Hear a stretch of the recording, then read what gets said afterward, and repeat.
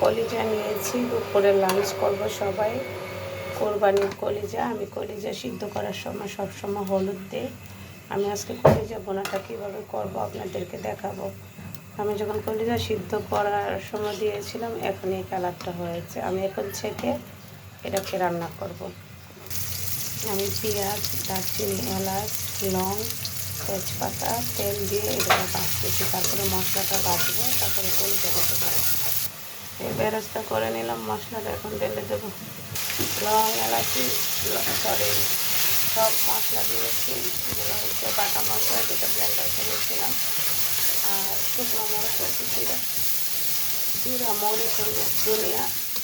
আর এমনি দিয়েছি হচ্ছে আরও আদা, রসুন, তারপরে পেঁয়াজ। এগুলো ব্লেন্ডার করে মশলা করে দিয়ে দিয়েছি। এখন এটা কষাবো অনেকক্ষণ। এই দেখেন মশলার কালারটা, এই মশলা কষানো হয়ে গেছে, তেলটা ছেড়ে দিয়েছে।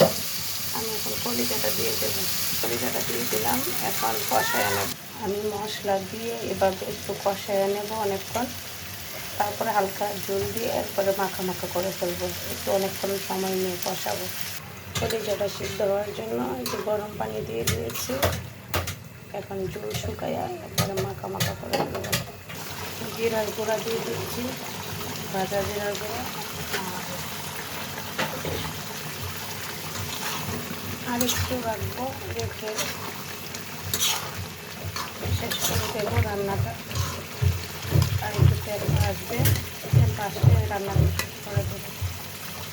তরকারি তেল উপরে উঠে আসতেছে।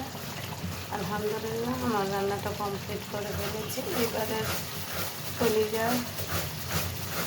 মজুদ বোনা দিয়ে এখন আমরা পোলাও করে ফেলেছি। লাঞ্চটা কমপ্লিট করবো ইনশাআল্লাহ। গরুর মাংসের ভিডিও সন্ধ্যায় আল্লাহ ছেলে পাবেন আপনারা সবাই। সবাই ভালো থাকবেন। আমি একটু অসুস্থর কারণে আমি ওখানে নিচেও যেতে পারি নাই। একটু খুবই অসুস্থ। ইনশাআল্লাহ দোয়া করবেন আমার জন্য সবাই।